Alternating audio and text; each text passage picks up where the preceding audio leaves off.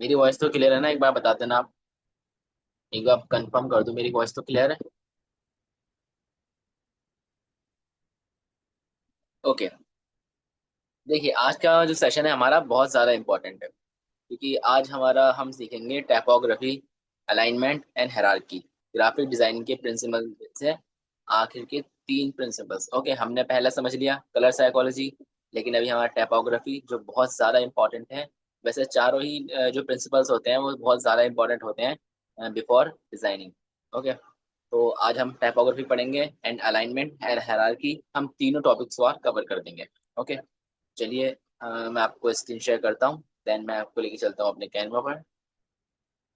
एक सेकंड जरा।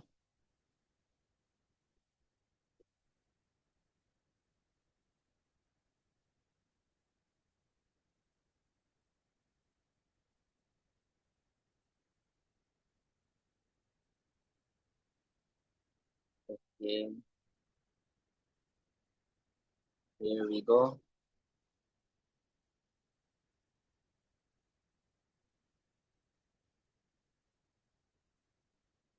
एक सेकंड देना था मुझे, मैं भी स्क्रीन शेयर करता हूँ आपको।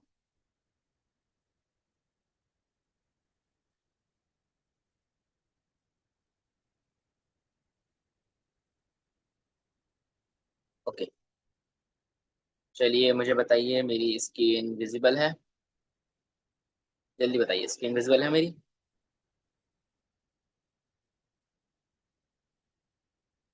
ओके, चलिए फिर हम चलते हैं। क्या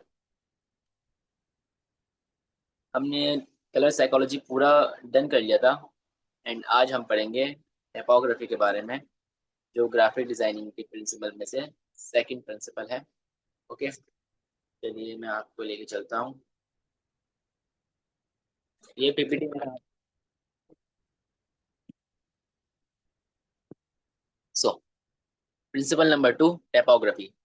Typography defines how text looks in a design and how easily people can read it. Using too many fonts makes a design look messy and unprofessional. So it is always best to stick to or three fonts together. इसका मतलब typography ये define करता है कि हमारा design लोगों को कितनी जल्दी समझ में आता है। ओके, ज्यादा फॉन्ट्स यूज करना डिजाइन को मैसी बना देता है और अनप्रोफेशनल लगता है डिजाइन हमारा। इसलिए सबसे ज्यादा जो बेस्ट चीज है वो ये है कि हम दो या तीन ही फॉन्ट्स यूज करें एक डिजाइन में अपने। ओके, डिजाइन या पोस्टर थंबनेल सिर्फ हम दो ही फॉन्ट्स या तीन फॉन्ट्स मैक्सिमम यूज कर सकते हैं, इससे ज्यादा यूज नहीं कर सकते। A bold and larger font should be used for headlines to grab attention। जो बोल्ड और लार्जर फॉन्ट होता है वो क्यों यूज होता है? हेडिंग के लिए, ताकि हम ऑडियंस का अटेंशन को ग्रैब कर सकें। While a clean and simple font works best for body text. जो हम डिटेल्स ऐड करते हैं पैराग्राफ या फिर हम किसी प्रोडक्ट के बारे में डिटेल्स ऐड करते हैं, उसके लिए सिंपल फॉन्ट बेस्ट होता है। Proper font size, hierarchy and alignment help guide the viewer eyes in the correct order. अच्छा साइज एंड अच्छा फॉन्ट एंड हायरार्की और अलाइनमेंट, ये गाइड करता है व्यूवर को देखने में करेक्ट ऑर्डर पर। ओके, कि व्यूवर को पहले क्या देखना है, कि जैसे हमें उसे पहले प्रोडक्ट दिखाना है या फिर हमें हेडिंग दिखानी है। ओके, तो ये हम हमारे ऊपर डिपेंड करता है कि हम पहले उसे क्या दिखाएंगे। अगर हमने हेडिंग को बड़ा रखा होगा तो व्यूवर की नज़र पहले उस पर जाएगी, अगर हमने प्रोडक्ट को बड़ा रखा होगा तो व्यूवर की नज़र उस पर जाएगी। Okay, simple style. Making the message clear and easy to understand, मतलब हमारा मैसेज क्लियर करना होता है। Good design typography improves readability and gives you design a polished premium look। जो अच्छी टाइपोग्राफी होती है वो रीडेबिलिटी मतलब पढ़ने का अंदाज को रिमूव कर देती, मतलब इम्प्रूव कर देती है, एंड डिजाइन को पॉलिश्ड और प्रीमियम लुक देती है। ओके, चलिए अब देखो फॉन्ट के मतलब हमारे टाइपोग्राफी में फॉन्ट एंड टाइपफेसेस को हम पढ़ेंगे। ओके, फॉन्ट एंड टाइपफेस क्या होता है? The terms of font and typeface are used interchangeably these days, but traditionally these are two different things। ठीक है, मतलब इसका यह हुआ कि जो फॉन्ट होता है एंड टाइपफेस, ये आजकल अ, एक ही माना जाता है, लेकिन पहले ये दोनों बिल्कुल डिफरेंट थिंग्स हैं। ओके, फॉन्ट अलग होता है एंड टाइपफेस अलग होता है। Typeface was the specific design of letters. Okay, while font is the size or style font shop describe it as. A font is what you see and a type is what you see. Okay, a font is what you use and a type is what you see. इसका मतलब ये है, देखो अब font में हमारे पास दो तरह के फॉन्ट्स आते हैं. फर्स्ट ऑफ ऑल जो हमारा पहला फॉन्ट होता है वो है serif and second font sans serif. अब सेरिफ फॉन्ट क्या होता है पहले हम इसको समझते हैं. देखिए, serif font, serif is a short line found at the ends of letter form. Okay, serif fonts जो होते हैं वो ऐसे होते हैं. ये देखो आप, ये आपको लाइंस दिखाई दे रही हैं लेटर के एंड में. जिस लेटर के जिस फॉन्ट में आखिर आपको एजेस दिखा हुए हो, ओके, एजेस मिले आपको ऐसे वाले, उसे हम बोलते हैं serif font. Okay, these are often decorative in function and gives font a traditional look. Serif is also used to refer the category of typefaces with the characteristic. ये देखो हमारा जो सेरिफ फॉन्ट यूज होता है ना, ये ज्यादातर premium या फिर हेडलाइंस के लिए यूज होता है. ओके, इसे हम हेडलाइन के लिए यूज कर सकते हैं एंड किसी प्रीमियम पोस्टर में यूज कर सकते हैं, लेकिन हम इसे बॉडी में यूज नहीं करेंगे, या फिर अगर हम डिटेल्स ऐड कर रहे हैं तो हम वहां पर इसे यूज नहीं करेंगे. ओके, नहीं तो फिर वो रीडेबल डिजाइन हमारा लगेगा नहीं. ओके, तो हमें सेरिफ फॉन्ट्स का यूज हेडिंग के लिए करना होता है, खासकर लग्जरी प्रीमियम पोस्टर के लिए. ओके, देन हमारा आता है sans serif fonts. This is the typeface of or category of typefaces without the serif. अब देखो, सेरिफ में हमारे पास क्या था, हमारे पास एजेस निकले हुए थे, है ना. ये देखो शार्प एजेस इधर इधर, मतलब थोड़ा सारा इनका स्ट्रोक निकला हुआ था. लेकिन जो हमारे सेंस सेरिफ फॉन्ट्स होते हैं स्ट्रोक नहीं होता. ये देखो आप, सिंपल फॉन्ट्स कहलाते हैं. ये सिंपल फॉन्ट्स भी आप बोल सकते हो, लेकिन इनका जो नेम है वो है sans serif. This is the typeface और category of typefaces without the serif. This gives the fonts in this category on a modern and minimalist look. Sans means without. Okay.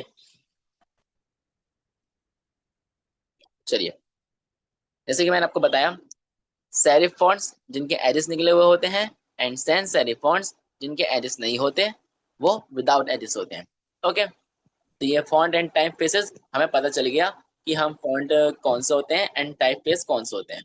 Okay, अभी मैं इसको आपको बिल्कुल clear करके समझाऊंगा. अभी आपको थोड़ा बहुत जो डाउट होगा मैं एंड में आपको बिल्कुल क्लियर कर दूंगा कि टाइप फेसेस क्या होते हैं एंड इनको प्रॉपर मतलब करते कैसे यूज है. Okay, so don't worry. Then हमारा आता है लीडिंग और लीडिंग और लाइन स्पेस. देखिए, पहले आप इस वाले टेक्स्ट, पहले आप इसको पढ़ते, इसमें जो लाइन स्पेसिंग, ओके, इसे हम क्या बोलते हैं, ये जो बीच का गैप है ना, इसे हम बोलते हैं लाइन स्पेसिंग. ओके, देन इस वाले फॉन्ट में देखो आप, जो इस फॉन्ट में कितना ज्यादा मतलब इसमें बिल्कुल परफेक्ट है, हमारा जो टेक्स्ट है वो रीडेबल लग रहा है, लेकिन इसमें रीडेबल नहीं हो रहा क्योंकि इसकी जो लाइन स्पेसिंग है वो बहुत कम है ना, टेक्स्ट मिल रहा है आपस में.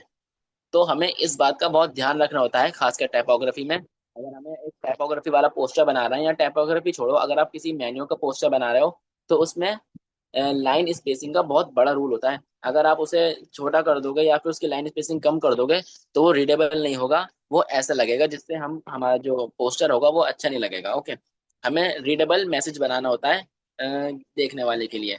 अगर हमारा मैसेज ही क्लियर नहीं होगा तो हम कितना भी डेकोरेटिव अपना पोस्टर बना लें, कोई फायदा नहीं है उस चीज का. ओके, तो इस बात का ध्यान रखना, जितना हमारा पोस्टर क्लीन होगा उतना ही हमारा पोस्टर प्रीमियम होगा. Okay, simple is that. Then हम आते हैं कर्निंग पर. कर्निंग देखो जब यूज होता है जब आप किसी लोगो को डिजाइन कर रहे होते हो, किसी ब्रांड के लिए अगर लोगो आप डिजाइन कर रहे होते हो, जब कर्निंग का यूज बहुत होता है. वैसे ये पोस्टर में भी आप इसका यूज कर सकते हो, लेकिन इतना खास यूज होता नहीं है. देखो, कर्निंग मीन्स क्या होता है, आपको दो एवरीथिंग लिखे हुए दिख रहे होंगे. ओके, अब देखो फर्स्ट वाला जो है उसमें कर्निंग का इतना यूज नहीं हुआ है. ये देखो, इसमें कर्निंग नहीं है. ओके, ये देखो आपको लेटर्स दिख रहे होंगे, ये देखो नीचे वाला नहीं मिल रहा एंड ऊपर वाला मिल रहा है. ओके, तो इसका मतलब इसमें कर्निंग नहीं है एंड इसमें है.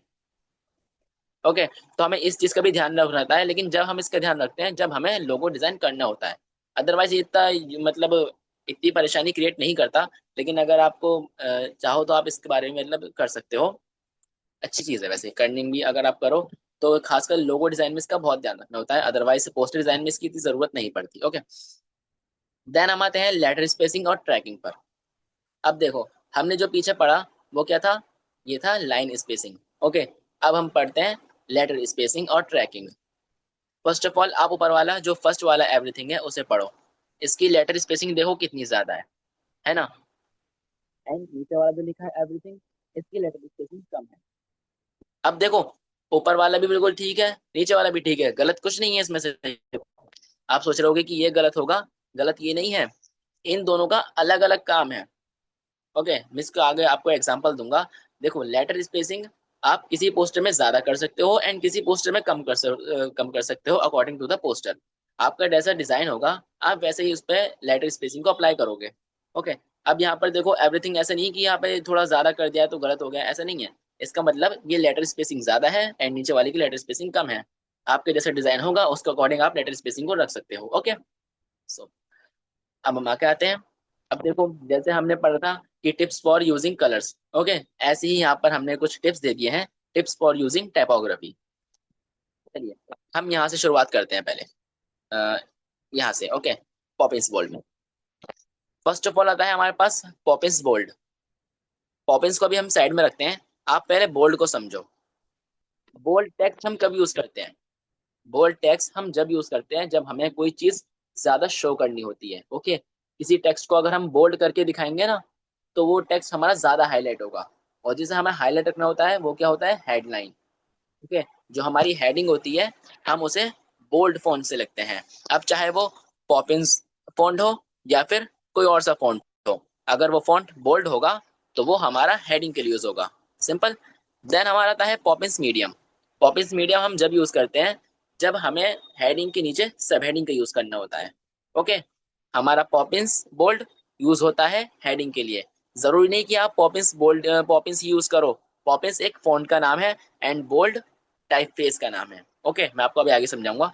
आप इतना समझ लो कि जो हमारा बोल्ड फॉन्ट होता है वो यूज होता है हेडिंग के लिए, एंड देन जो हमारा मीडियम फॉन्ट यूज होता है वो होता है सब हेडिंग के लिए, एंड जो हमारा लाइट फॉन्ट यूज होता है वो होता है बॉडी टेक्स्ट के लिए।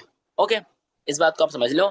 जरूरी नहीं कि वो फॉन्ट पॉपिंस ही हो, वो मॉन्टसेरेट भी हो सकता है, या फिर लीग स्पार्टन भी हो सकता है, या बेबास न्यू भी हो सकता है। बहुत सारे फॉन्ट्स आते हैं, कोई से भी फॉन्ट्स हो सकते हैं।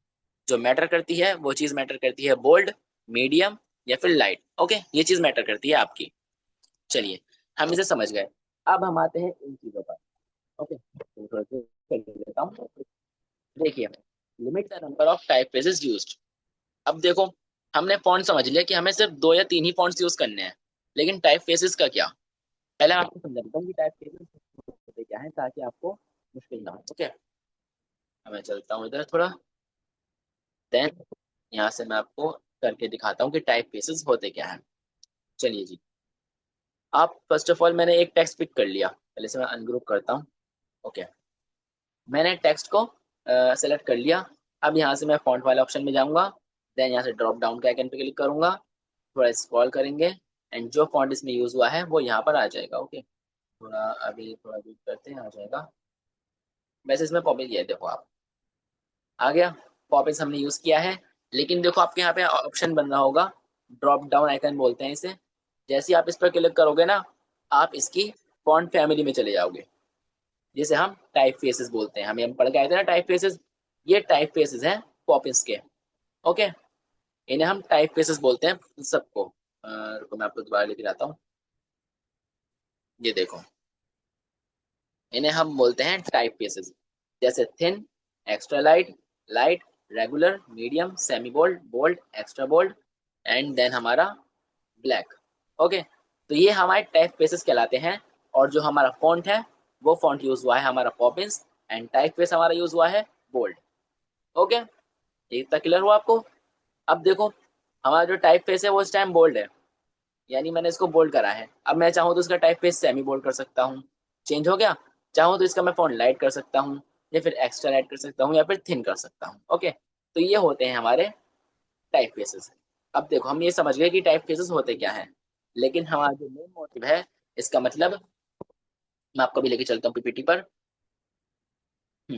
ये देखो आप, इन्होंने क्या दिया है, इन्होंने बताया है कि limit the number of type faces used, मतलब फेसेस के भी हमें लिमिट्स रखनी होगी। ये नहीं कि टाइप फेसेस यूज कर रहे हो तो एक जगह हमने एक्स्ट्रा लाइट कर दिया, देन हमने रेगुलर कर दिया, फिर मीडियम रख दिया, फिर एक ही डिजाइन में हमने बोल्ड रख दिया, फिर सेमी बोल्ड रख दिया, ऐसा नहीं करना।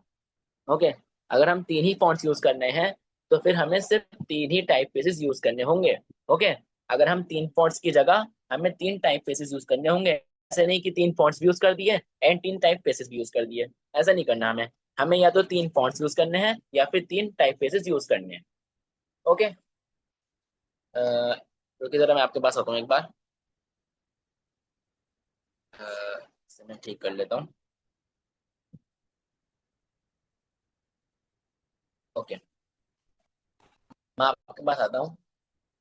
अब आप मुझे बताइए, जितना मैंने आपको बताया वो क्लियर हुआ? बताइए।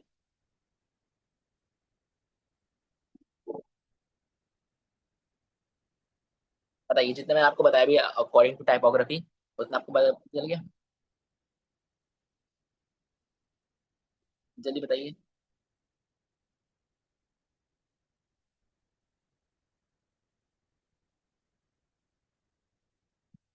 अगर आपको अभी भी कोई डाउट हो तो आप पूछ सकते हैं मुझसे। ओके, मैं आपको दोबारा एक्सप्लेन कर दूंगा। बताइए।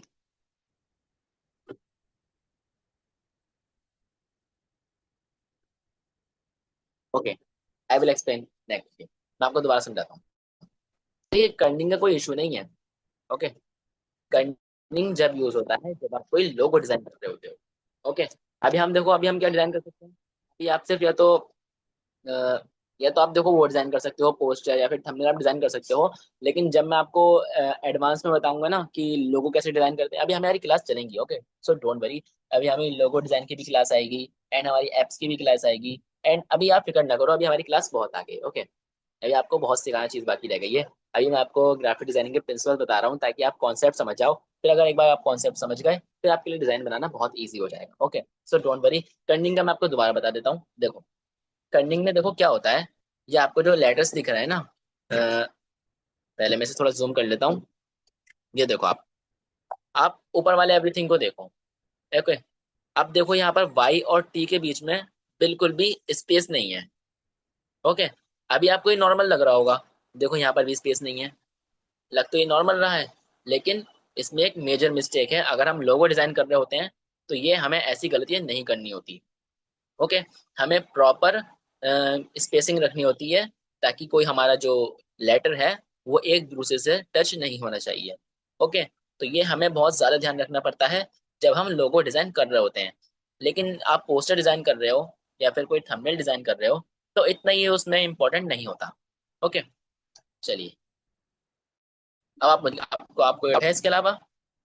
बताइए, जल्दी बताइए, फिर हम आगे स्टार्ट करेंगे।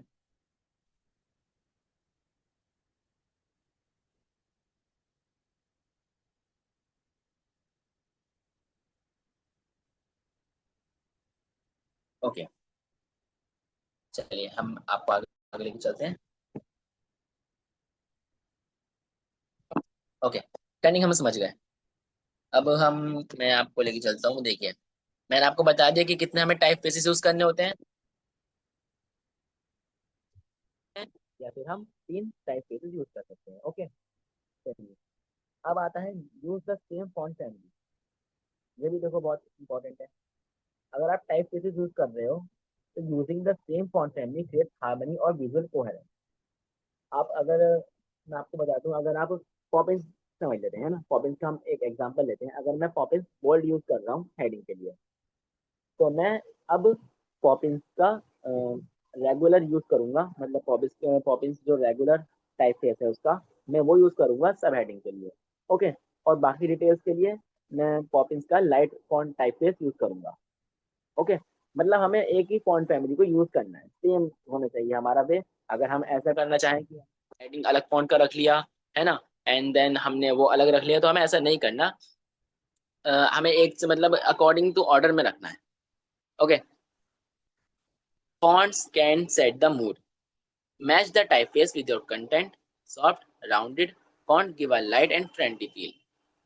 Sans serif fonts with solid, straight edges are straightforward and serious. Serif fonts show elegance and script fonts are great for display. अब देखो इसका मतलब क्या है, match the typeface with your content. इसका मतलब ये है, अगर आपका जो डिजाइन है, ओके, आपके डिजाइन के अकॉर्डिंग आपको फॉन्ट यूज करना है। ऐसा नहीं है कि आप किसी स्कूल इवेंट के लिए या फिर किसी फूड पोस्टर के लिए आप सेरिफ फॉन्ट्स यूज करो जिसके एजेस राउंड हो। ओके, तो ऐसा नहीं करना। हमें जैसा हमारा पोस्टर डिजाइन है उसी डिजाइन के अकॉर्डिंग, उसी थीम के अकॉर्डिंग हमें अपना फॉन्ट यूज करना होता है। ओके, मैं भी आपको एग्जांपल दूंगा अभी इंशाल्लाह। भी देखो, अभी हम आगे बढ़ते हैं, हम आपको और एग्जांपल दूंगा। अभी पहले हम इसे समझ लेते हैं कि हमें अपने डिजाइन के अकॉर्डिंग फॉन्ट को यूज करना होता है। ओके, सिंपल, इस बात को समझ लेना। और जो हमारा सेरिफ फॉन्ट है वो जब यूज होता है जब हम किसी प्रीमियमनेस को शो कर रहे होते हैं। ओके, और जो हमारा सेंस सेरिफ फॉन्ट्स हैं, सिंपल फॉन्ट्स, उन्हें हम किसी भी फॉन्ट्स किसी भी उसके लिए यूज कर सकते हैं, क्योंकि वो सिंपल फॉन्ट्स हैं तो वो हर हमारे कंटेंट में मैच हो जाते हैं। ओके, तो ये ज्यादा इशू नहीं है, तो आप इसको समझ लेना। ओके, तो इतना हमारा क्लियर हो गया, टाइपोग्राफी का हमारा ये पूरा कॉन्सेप्ट क्लियर हो गया।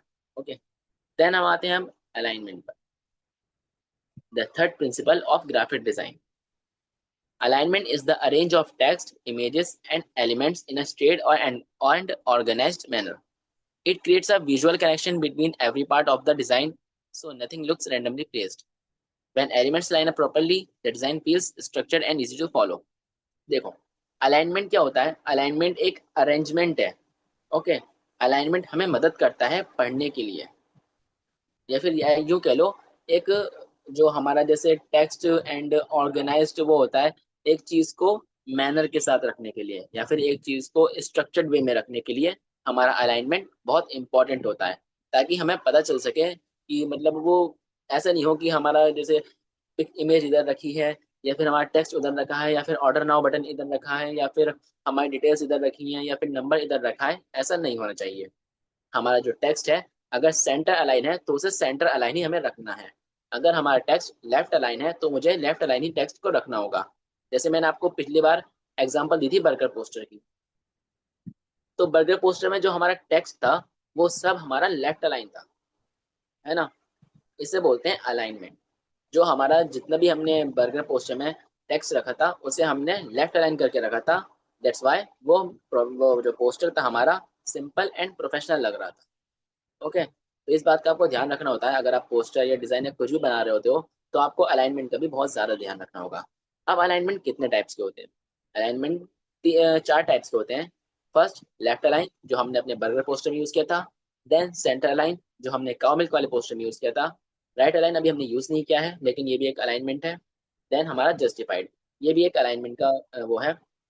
ज्यादातर देखो हम कौन सा, मैं ज्यादातर मैं पर्सनल बताऊं तो मैं ज्यादा यूज करता हूँ लेफ्ट, सेंटर, बस।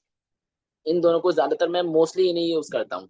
राइट को मैं बहुत कम से यूज करता हूँ एंड जस्टिफाइड को मैं यूज ही नहीं करता, क्योंकि ये सेंटर की तरह ही होता है। लेकिन बस इतना फर्क होता है कि मैं आपको भी एग्जांपल दूंगा कि ये सेंटर से मतलब लेफ्ट से भी आपको परफेक्ट दिखेगा एंड राइट से भी आपको परफेक्ट दिखेगा। जस्टिफाइड का मतलब ये होता है, सिंपल। ओके, आपको दोबारा बता देता मैं। ये देखो, जो हमारा लेफ्ट टेक्स्ट है, लेफ्ट अलाइन वाला, हमारा जितने भी टेक्स्ट होगा वो लेफ्ट अलाइन होगा।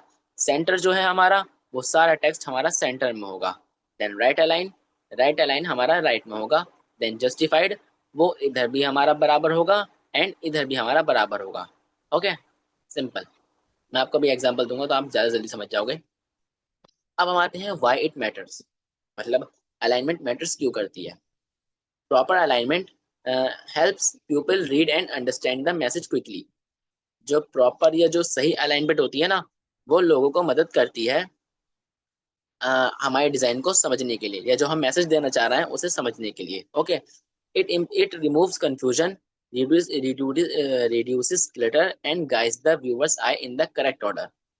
ये कंफ्यूजन को रिमूव करता है एंड जो हमारा दिमाग है, हम वो हमारा जो आंखें हैं, हमें उन्हें सही ऑर्डर में देखने पर ये मदद करता है। Okay, good alignment instantly makes the design look clean, balanced and professional, even if the elements are very simple. देखो, जो अच्छा अलाइनमेंट होता है ना, वो हमारा डिजाइन को ऑटोमेटिकली प्रीमियम, क्लीन और बैलेंस बना देता है, चाहे हमारे जो एलिमेंट्स हो वो बेसिक ही क्यों ना हो।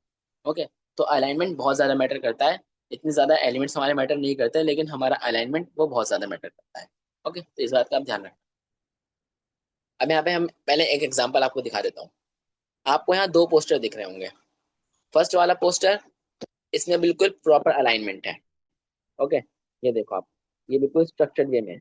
ये देखो आप, सब आपको जितने भी टेक्स्ट दिखेगा वो सब आपको लेफ्ट अलाइन दिखेगा। ओके, सब टेक्स्ट आपको लेफ्ट अलाइन दिख रहा है। बस जो हमारा जो मेन हेडिंग है उसे हमने सेंटर में रखा है। हेडिंग को आप सेंटर में रख सकते हो। ओके, दैट्स मतलब सही होता है। हेडिंग को अगर आप सेंटर में रखो, देन हमारी जो डिटेल्स हैं, खासकर मेन्यू में, जैसे ये मेन्यू पोस्टर है, तो इसमें हमारा जो फूड मेन्यू लिखा है वो हमने सेंटर में लिखा है, तो वो सही है, वो गलत नहीं है। अब नीचे हमने देखो, नीचे हमने टेक्स्ट लिखा है वो लेफ्ट अलाइन करके लिखा है, क्योंकि ये मेन्यू है ना, इसलिए हमने मेन्यू के लिए लेफ्ट अलाइन टेक्स्ट यूज किया है। तो ये प्रॉपर वे में सही है। देन आप इसे देखो, फूड इधर लिखा है, फूड मेन्यू, एंड नीचे बॉडी टेक्स्ट इधर लिखा है। अब ये देखो, ये स्टार्टर्स इधर लिखा है, एंड ये हमारा सेंटर अलाइन हो गया। ये देखो राइट अलाइन हो गया, और ये देखो इमेज कहाँ पर आ गई। तो ये देखो इसमें अलाइनमेंट की कितनी प्रॉब्लम है ना। तो ये भी हमें बहुत ध्यान रखना होता है। हमारी जो अलाइनमेंट है वो हमारी परफेक्ट होनी चाहिए, तभी जब हमारा डिजाइन प्रीमियम एंड क्लीन लगेगा। ओके, एक मिनट दे रहा हूँ।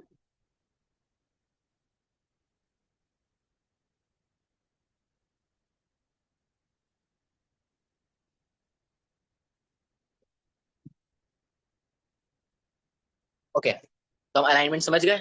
अब हम आते हैं हायरार्की पर। हायरार्की क्या होता है?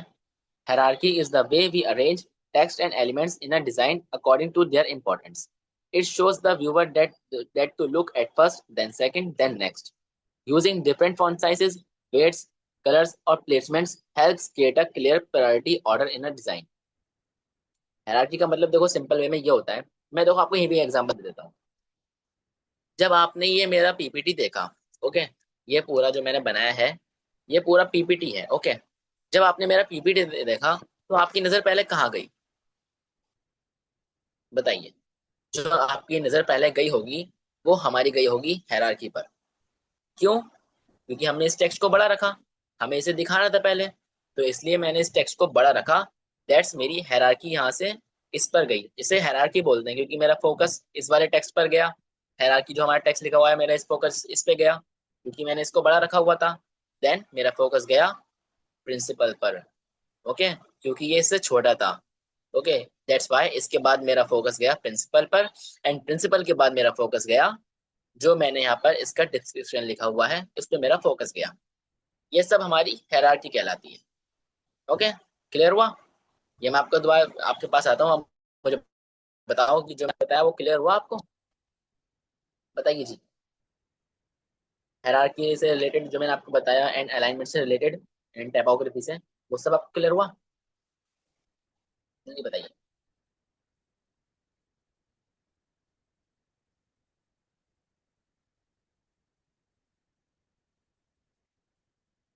जल्दी बताइए जी।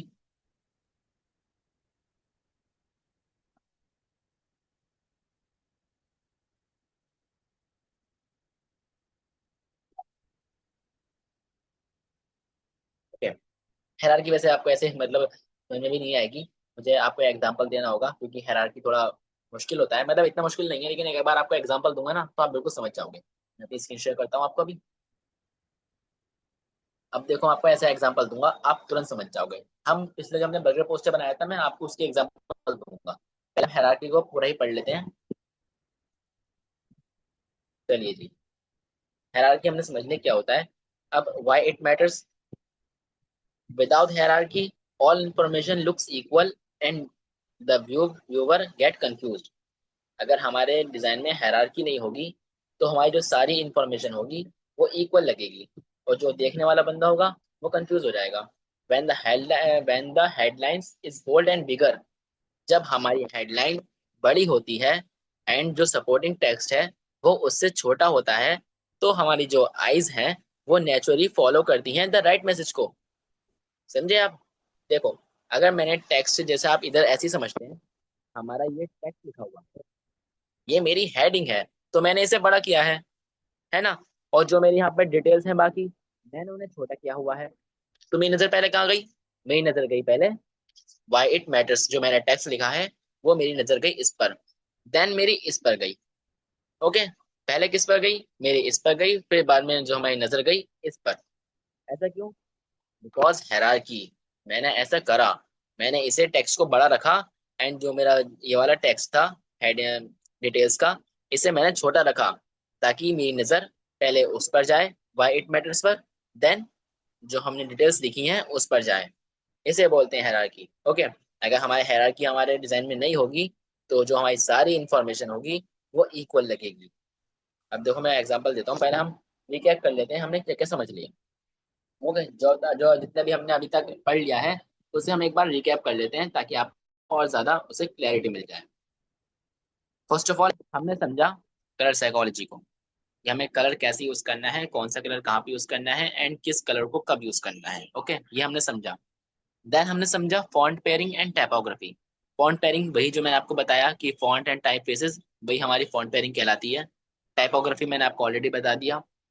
लेआउट मैं आपको बता दूंगा। देखो लेआउट तो देखो उसमें ही आता है, जैसे हमें किसको कहाँ रखना है उसे हम लेआउट बोलते हैं। जैसे मैंने बर्गर को साइड में रख दिया एंड टेक्स्ट को मैंने लेफ्ट अलाइन कर दिया, उसे हम लेआउट बोलते हैं। ओके, देन हमने अलाइनमेंट एंड स्पेसिंग को समझ लिया।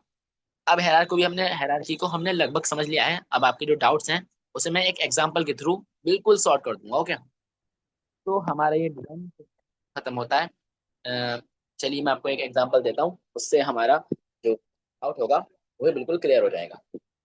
चलिए जी, और मैं आपको वही एग्जांपल दूंगा जो हमने पिछली बार पोस्टर बनाया था ना, उसकी मैं आपको एग्जांपल दूंगा। इंशाल्लाह आपका जो उससे डाउट होगा वो भी क्लियर हो जाएगा। ओके, सो आई नो ये वो पोस्टर नहीं है जो हमने बनाया था। ओके, बैक आते हैं। मैं आपको एग्जैक्टली उसी पोस्टर पे लेके चलता हूँ जिसमें हमने अपना पोस्टर बनाया था। ओके, ताकि आपको और ज्यादा इजी हो जाए समझना। ओके, ये वाला हमने पोस्टर बनाया था। अब देखिए जी, यहाँ पर आप एक बात समझो।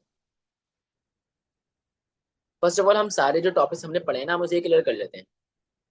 मेरा जो ये बर्गर पोस्टर था वो किस ऑडियंस के लिए था? मीडियम ऑडियंस के लिए। इस पोस्टर का गोल क्या था? कि एक बर्गर को हमें इंट्रोडक्शन मतलब इंट्रो करना है एक बर्गर का, जिसमें सेल लगी हो।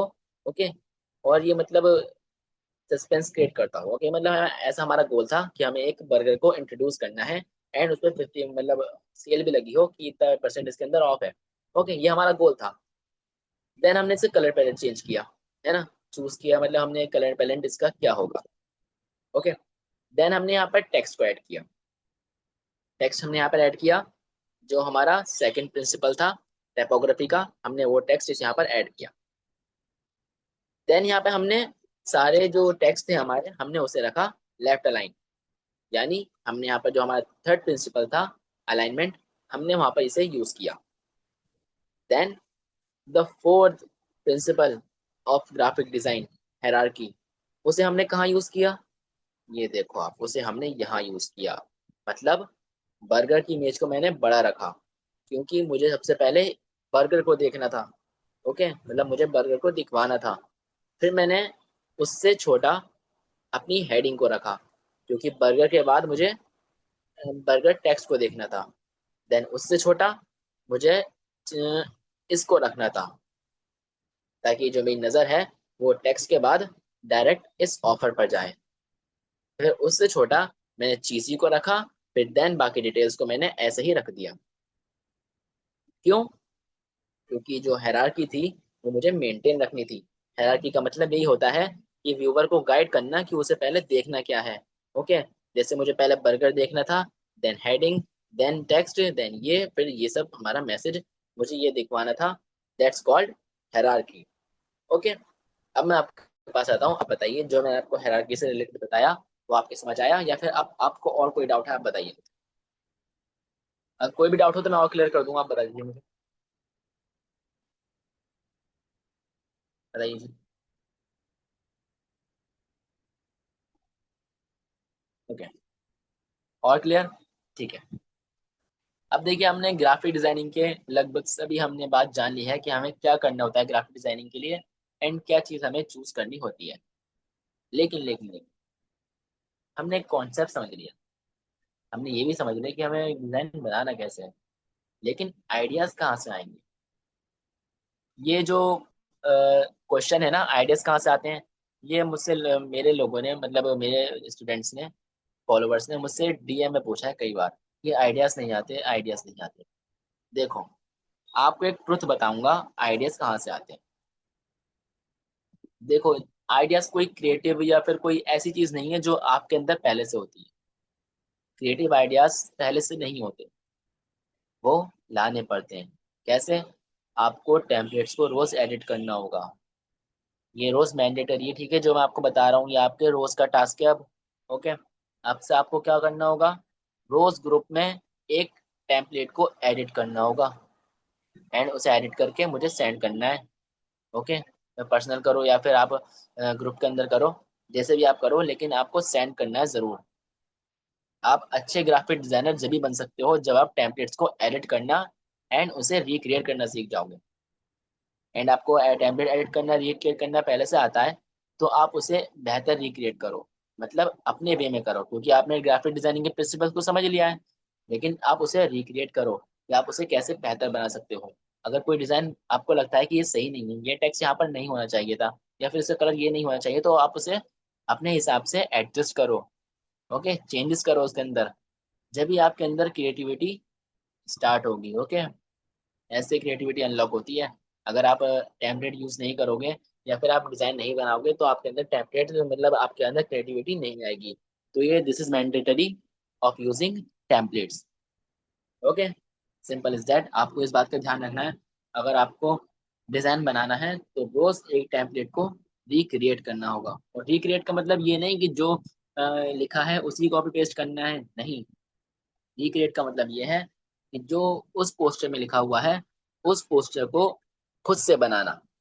ओके, कॉपी पेस्ट नहीं, खुद से बनाना है कि उस पोस्टर में क्या क्या एलिमेंट्स यूज हुए हैं, क्या क्या फॉन्ट यूज हुआ है, क्या कलर पैलेट यूज हुआ है, कौन सी इमेज यूज हुई है, कौन सा शेप यूज हुआ है, ये सब आपको रिक्रिएट करना है अपने स्टाइल में।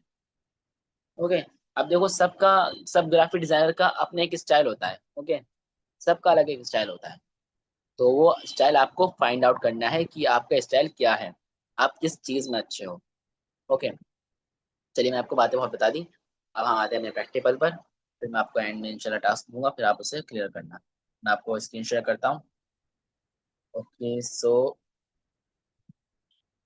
My screen visible. ओके, चलिए मैं आपको कैनवा पे लेके चलता हूँ। अब देखिए सब समझ लिया कि हमारे ग्राफिक डिजाइनिंग प्रिंसिपल कौन कौन से होते हैं एंड हमें क्या चीज़ कहाँ यूज़ करनी है। अब इसके अकॉर्डिंग ही मैं आपको टास्क देता हूँ, आपको देखो क्या करना है। जो मैंने ग्राफिक डिजाइनिंग प्रिंसिपल्स आपको अभी तक समझा दिए हैं, आपको एक फूड पोस्टर बनाना है।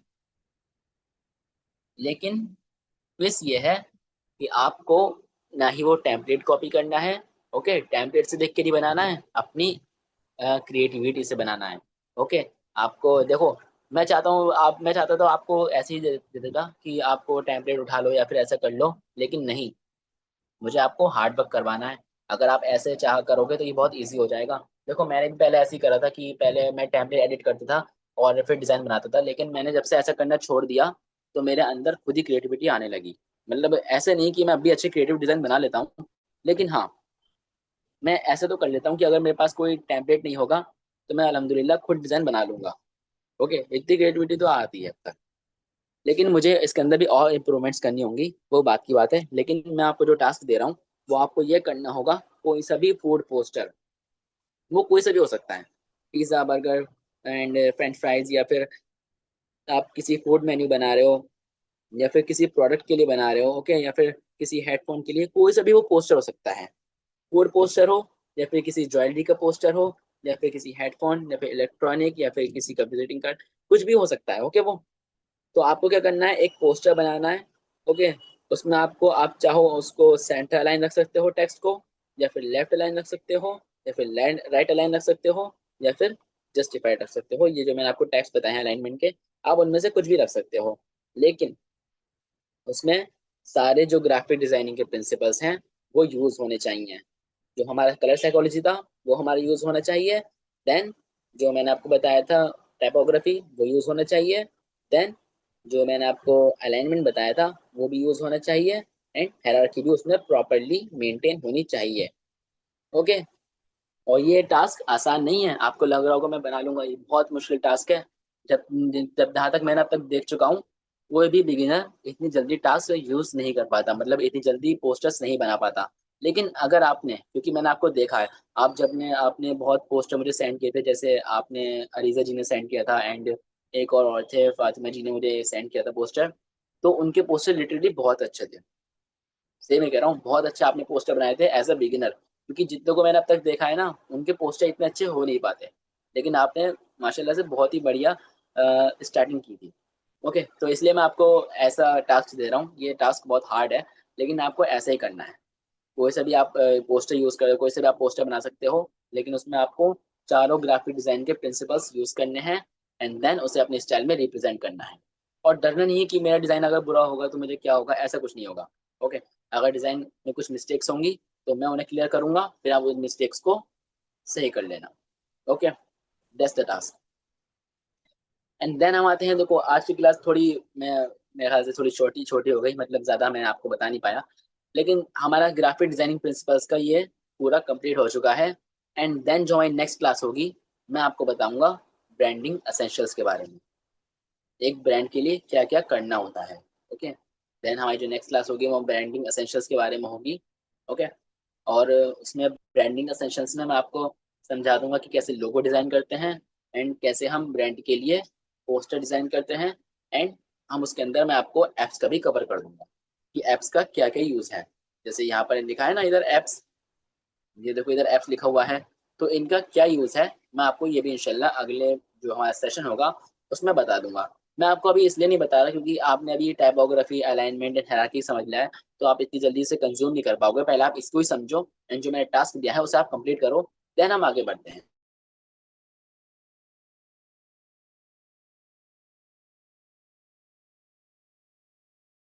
समझ के एक ग्राफिक डिजाइनर बनो, ना कि कोई कोर्स कंप्लीट करके। ओके, तो इस बात का आपको ध्यान रखना होगा। जब तक आप एक ग्राफिक डिजाइनर जब तक नहीं बन पाओगे, जब तक आप प्रैक्टिस नहीं करोगे। इंशाल्लाह आप प्रैक्टिस करो, आपको जरूर इंशाल्लाह प्रोग्रेस होगी। ओके, तो चलिए मैंने आपको टास्क समझा दिया, आप मुझे बताइए जो मैंने आपको अब तक टास्क बताया वो आपको समझ में आया? जल्दी बताइए।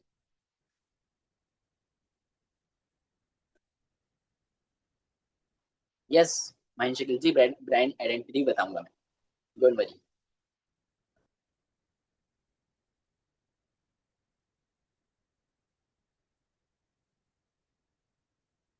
आप मुझे बताइए, आपको जो मैंने टास्क बताया वो आपको क्लियर हो गया? सब बताइए। ओके, आपको खुद से बनाना है, आपको कोई वो नहीं देखना है, मतलब टेम्पलेट यूज नहीं करना है। ओके, ये ट्विस्ट है मतलब हमारे टास्क का। अगर आप टेम्पलेट यूज करोगे तो फिर आप तो बना ही लोगे आराम से, लेकिन आपको टेम्पलेट यूज नहीं करना, आपको अपने दिमाग से बनाना है डिजाइन। ये बहुत हार्ड होगा मैं जानता हूँ, लेकिन आपको अपने दिमाग से बनाना है, और कोई से भी आप पोस्टर बना सकते हो। ओके, फिर आपको ग्रुप में शेयर करना है, फिर देन मैं आपको रिव्यू करूंगा। एंड हाँ, आपका रिव्यू तो रह गया। अरीजा अरीजा जी ने एंड फातिमा जी ने मुझे पोस्टर ग्रुप में सेंड किया था, मैं उसे एक बार रिव्यू कर लेता हूँ, एंड आपको अभी के अभी उसका जो मिस्टेक्स होंगी मैं आपको कवर कर दूंगा। ओके, तो मैं आपको पहले स्क्रीन शेयर करता हूँ, देन मैं आपको आपका टास्क रिव्यू कर दूंगा। ओके,